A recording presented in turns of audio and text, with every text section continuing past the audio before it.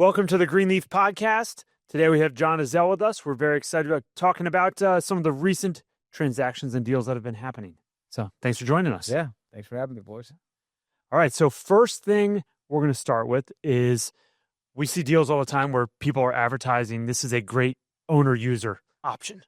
Yeah, owner user is like the gold ribbon for like, hey, you want to pay a premium? We're going to put that title on there. Well, we also, we like selling to owner users Mm-hmm. as well. Yep. But every time you see that in a listing where they're like, this is going to be special for you, it not only just means it's going to be special because you get to pay more for it. Exactly. Right. But John, you have some experience with this. Yeah. Right. Yeah. So I guess with, I think I've done probably 4 or 5 real estate transactions with the different businesses that I've been in. And, from the first business that, well, not the first business I started, but when I started Bias Corporation, we did office condo, bought it over in Dunwoody, and we outgrew that in like 4 months. It's like, people working on a submarine. But did you buy the condo? Yeah, we bought the condo. Yeah. It was pretty cool. We had the option. We were actually, it was a construction company that let us use their facility because no one was ever there. And it was only like 1,300 square feet, right? And so we were able just to kind of go, camp out there, 4 days a week. And then he would come in. We felt a little bit weird. And so like, hey, the condo above us just opened up. So we bought that. Next thing you know, we had 14 people in there. In 1,300 square feet? In 1,300 square feet. And like literally, I was pushing people out the door and to go see customers. But, That's a great square foot to person ratio. but yeah, exactly. That's really efficient. That's good. Yeah, exactly. It was like San Francisco, pack them all in there. But, and we held that for a year, made a little bit of money because we did a little TI, we put a little money into it and we fixed it up and sold it. And then, we moved into kind of a Class A space in our largest customer's headquarters. And we timed that perfectly with the financial crisis. Basically a mortgage company went out of business and there was a vacant space. We came in and just made an offer and the guy took it. But he basically told us, as soon as we get out of this, you guys we're going to renegotiate. And so we signed a 3-year lease or 2-year lease is all they would do. And sure enough, right after a couple of years, they tried to quadruple the rent on us. Yeah. Yeah, it was pretty steep. Yeah. So we started looking for other properties and we did that a couple more times. So yeah, very familiar with it. Yeah.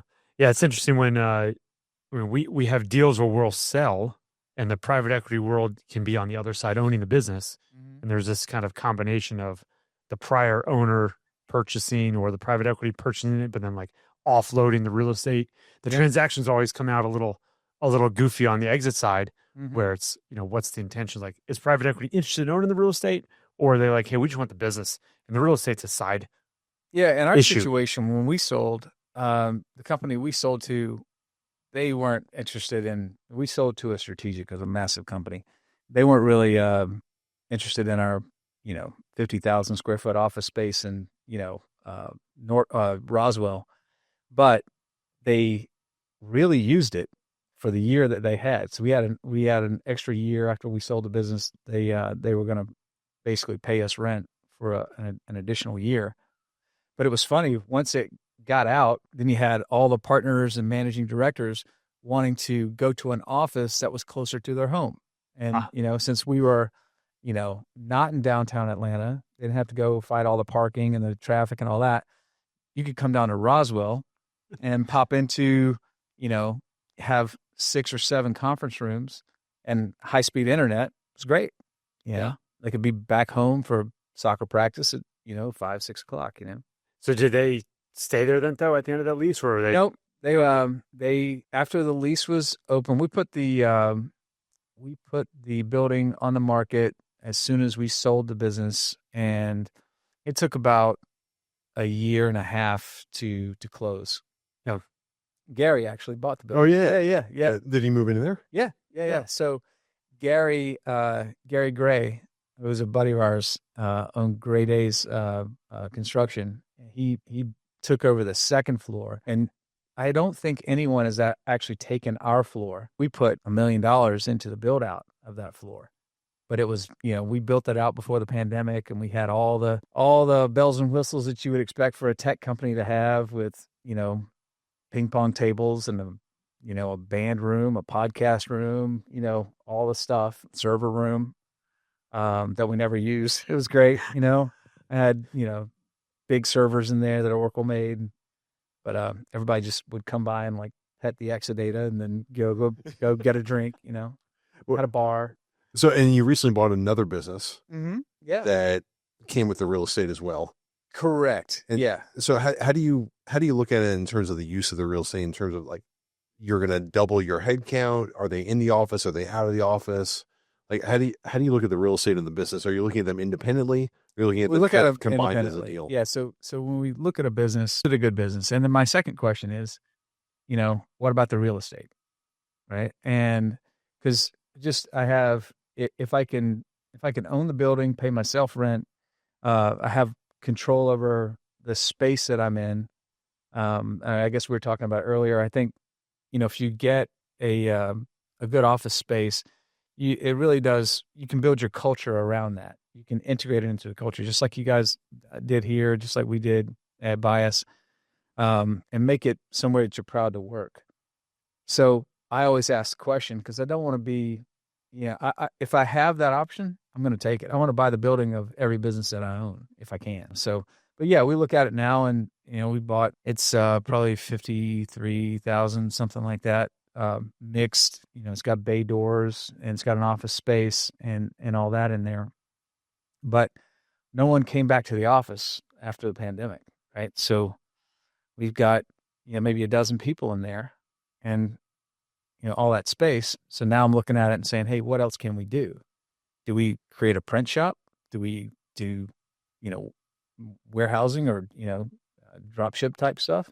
So, but we do have an asset, and it's in a pretty good area, and I don't have any plans of letting that go anytime soon. It's a great option.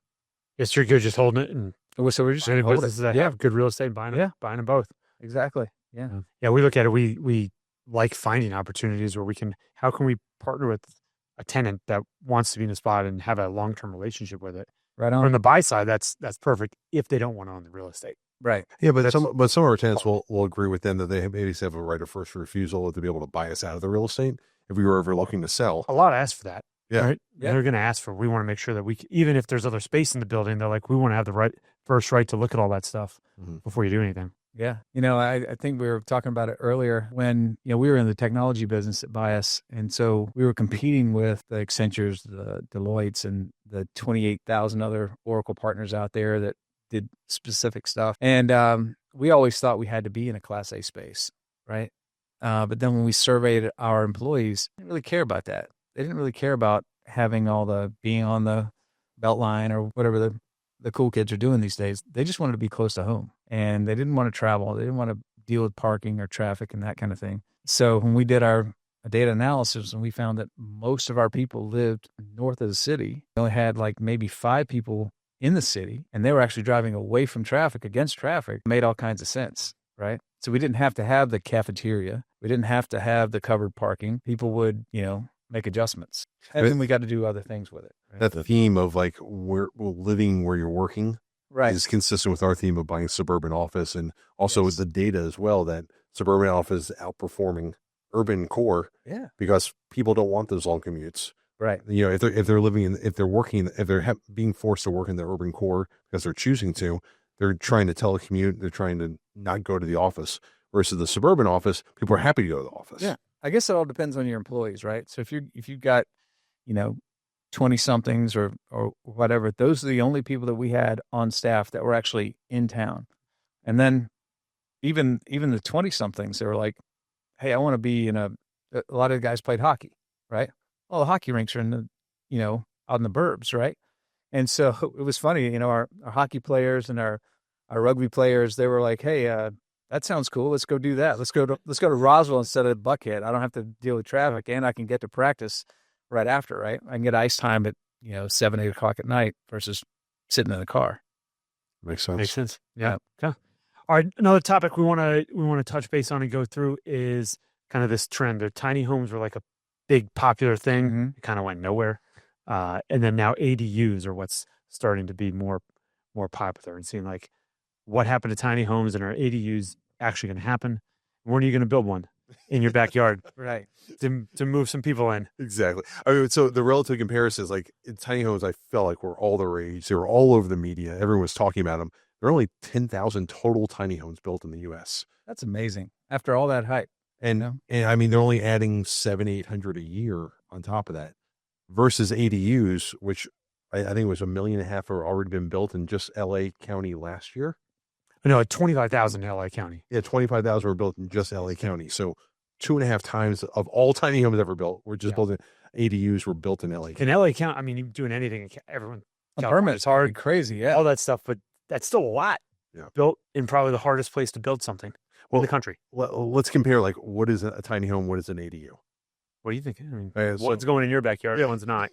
No. So tiny homes are basically like under 220 square feet, classifies as a tiny home.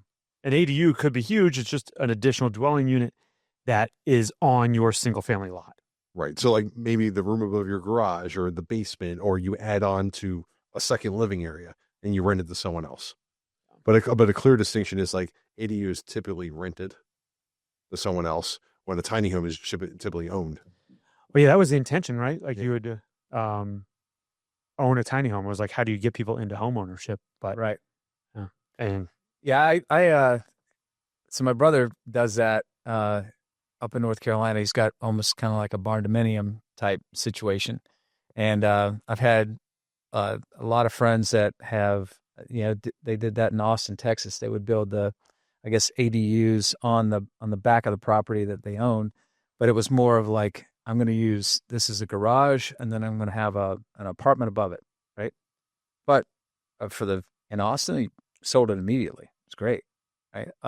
I look at it and say, tiny homes sound pretty good to me. I would like to have a property where I could have, multiple homes on there. So eventually when my daughters want to come back, they've got a place they could crash and always have like a little compound there. That would be great for me. But I see the opportunity in it, but I also see it being more of the concept of the ADUs. If you could also make it a functional place, like a barn dominium or something along those lines, you can do different things around it. We were joking about earlier that is the ADU like the new version of mother-in-law suite, right? And will our kids eventually move into our houses and kick us into the ADU? Yeah, maybe so. Yeah, and I think that's it may sound weird, but I think it's it could be the future, right? So if I have a larger plot of land with some type of a water source on it, and if I could have enough room where, maybe we had a little garden, maybe we had a little farm, I got family that's big into the equestrian world. Hey, do we take this farm that we may buy and put multiple homes on there? They do that already for the people that work there. Typically you have a family that lives there and takes care of the place. It wouldn't be that big of a deal to have 2 or 3 others. So if your kids want to live there, if you want to have other family members there, your mother-in-law suite, they could have their own little tiny home. And so I think it could be good, especially as people move more out to the rural areas. We just keep incorporating more of Georgia. Hell, when I moved here, I think Barrett Parkway, after Barrett Parkway, it was all farm, right? All farmland. And then, from 96, from the Olympics up to, now, driving back from Nashville the other day, it was like, I felt like I was in the city after I got out of Chattanooga. It was insane. Yeah, that really breaks up. Yeah. Yeah. They're almost connected. Yeah. Yeah. Yeah. I mean, that opportunity to take what's basically single family zoning and have multiple dwellings on it, right, is something which California's really led the charge of that, kind of eliminating the requirement for single family zoning. You can now build other stuff on it. They also passed a law that said you could sell if you built one, you could sell it on your parcel too. Really? They passed that this year. So when we think about, I don't know, California has some definitely forward thinking thoughts Sure. on that. You cannot do that here yet. No. We have some cities that you can have ADUs where you could build 2 structures in, but Mhm. not all of them in Georgia. Yeah, like Sure. Dunwoody's been talking about it. We thought they had passed it. They had not passed it. But they want people to come and talk to them about it. So that, like, I guess it's an open And they're like, discussion. Dunwoody's like just outside of the city of Atlanta. So Right. pretty darn close. Mhm. Yeah. Right. I guess depending on how big of a lot would you need, how much space, how big are these ADUs? Well, in Right. California, it's just any house can have an ADU added. Wow. The question is how many. Wow. Yeah, so, but you could go 3 stories, or you could, Mhm. you know, It's you so could. crazy with all the permitting they have out Right. there. And we had offices. We had a business out in California, and we would get fined $100,000 if we had styrofoam in the office. What? Oh yeah, we tried to buy an office in Pasadena, and there was all kinds of stipulations like that. It's like, how did you guys get anything done here? But I wonder if people just like Amazon order styrofoam cups to like other people's offices. oh yeah, so you can take pictures as they're getting off the bus. Yeah, I don't even know if you can even buy styrofoam in California, but God bless them. They try. Oh, Yeah. gosh.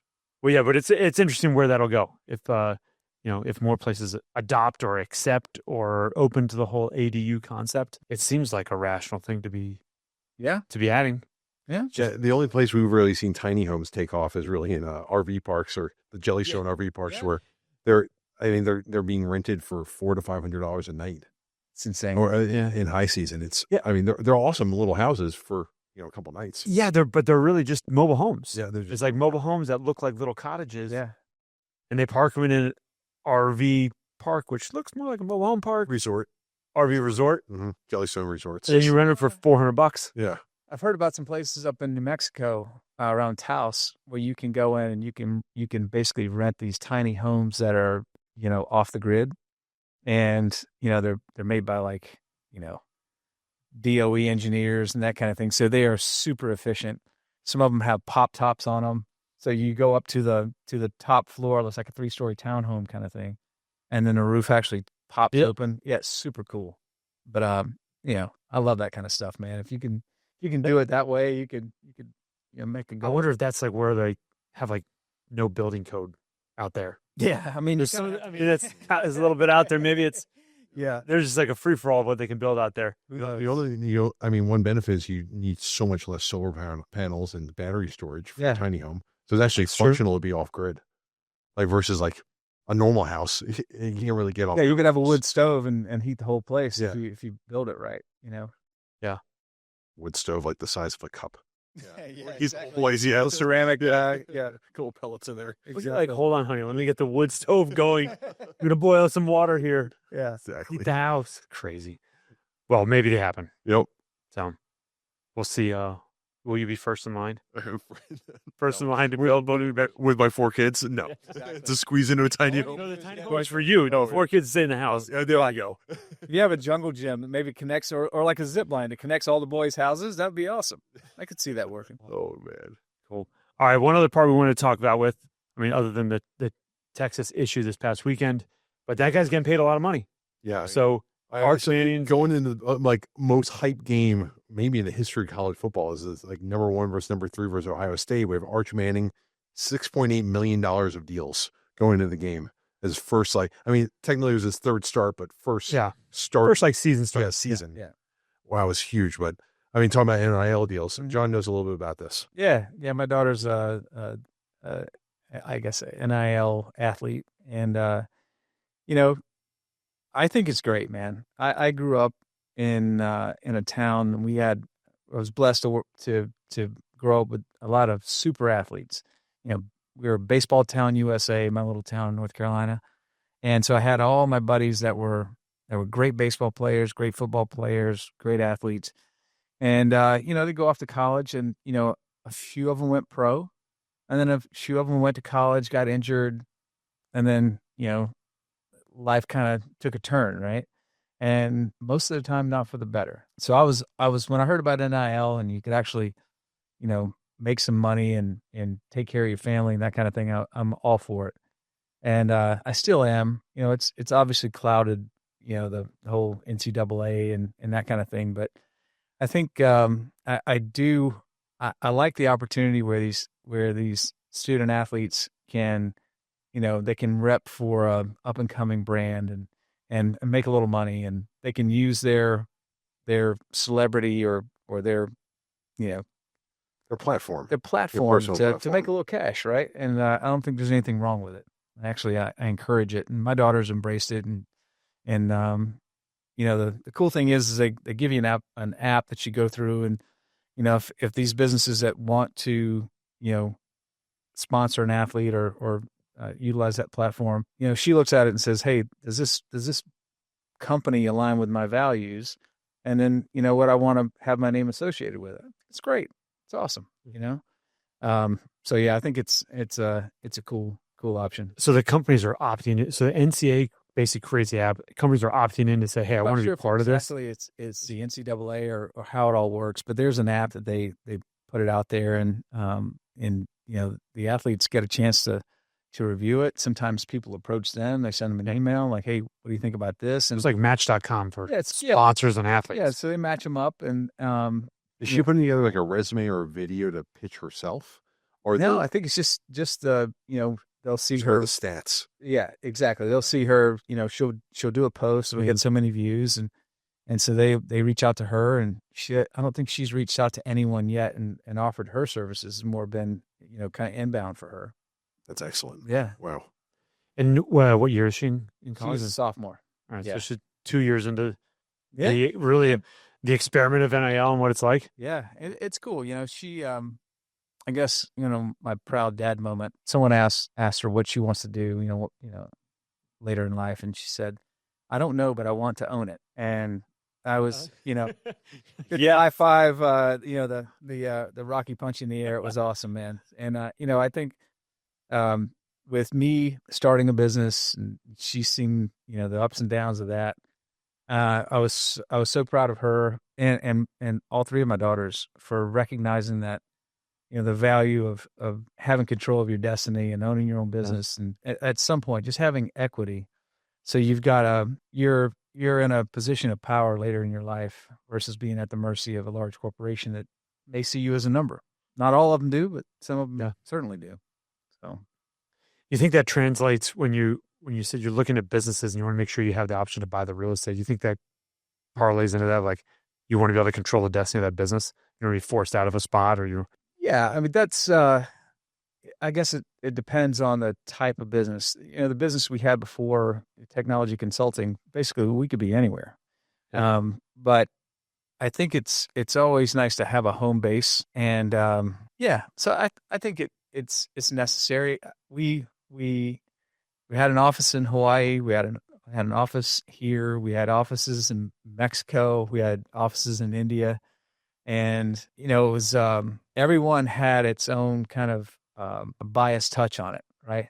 And the one another proud moment was we didn't have anything to do with the design of the office in India. We kind of left that up to the office managers and the leadership there.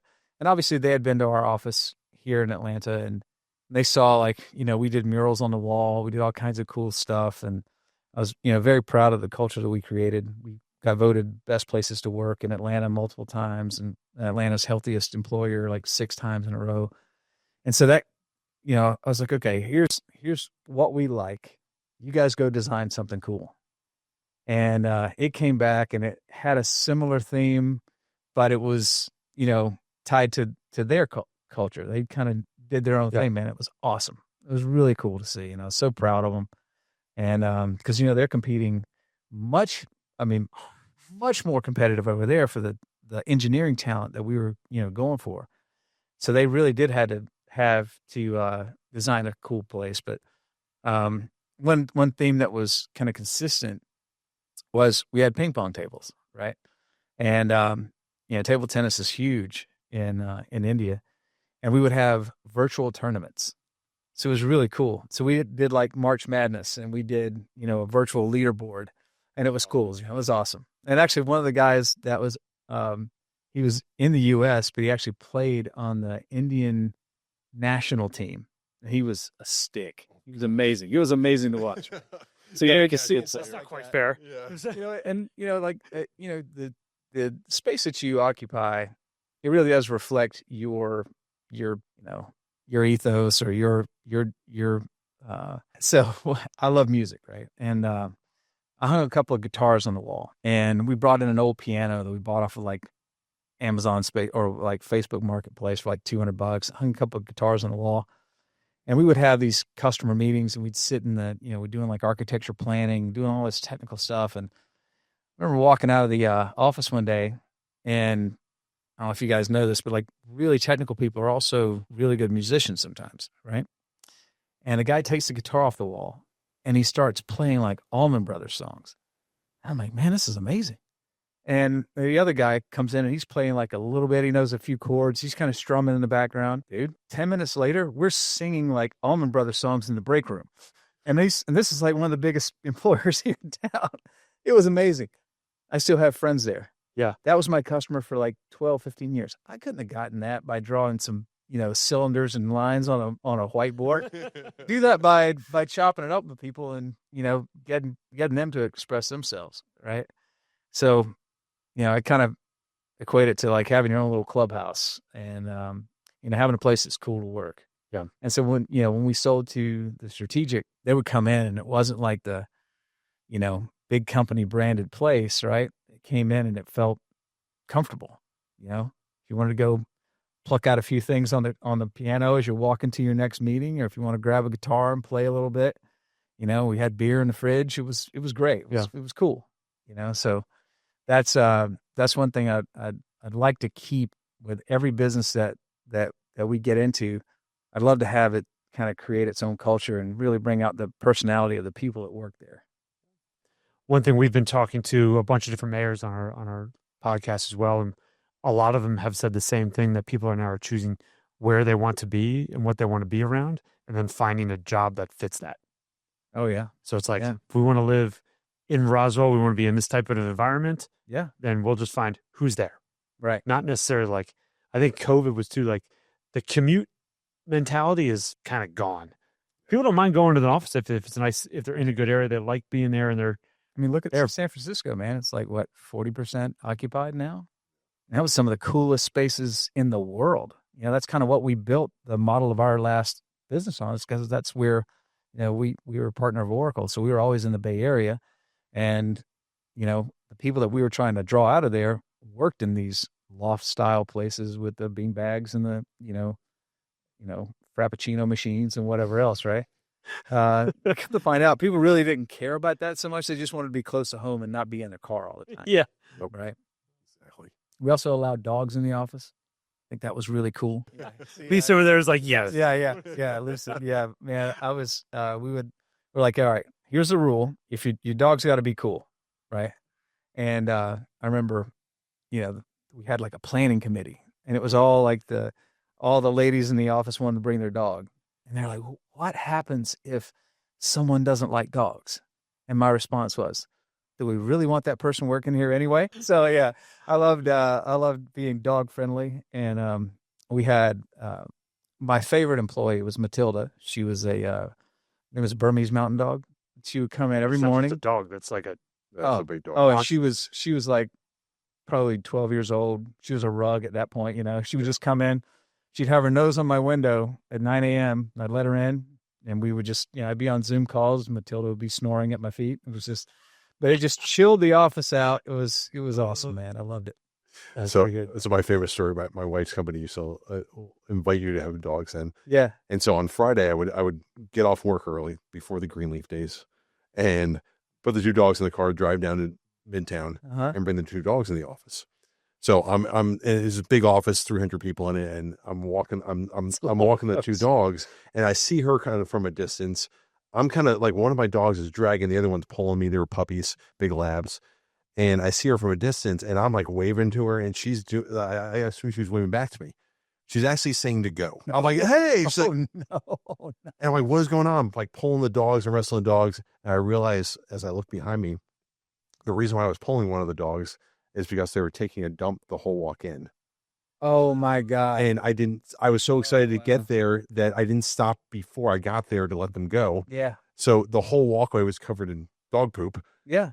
While everyone was walking out, and Oh. 2 or 3 people stepped in it. Oh, So she's like, "Get out of here now!" that's a tough day at the office. Yeah. And I just want to let everyone know that your wife is a saint. I've said that 100 times. You know, raising you, and all those boys. That woman, you know, we ought to have a candle with her face on it. It's amazing. They have to change their dog policy. They're like, gosh. Hey, we did have sealed concrete, so you know, I was out there with the white vinegar, you know, just rubbing it up. It's good. The office manager's like, oh my gosh. Exactly. Maybe it's more of like no husband spouses. They're allowed to come. Just get Josh out, you know. There's like a wanted poster, like, you know. Oh, you have to see Sam there. picture of the wall. Like, you're not allowed back. Exactly. Right. Exactly. Like, watch out for this customer.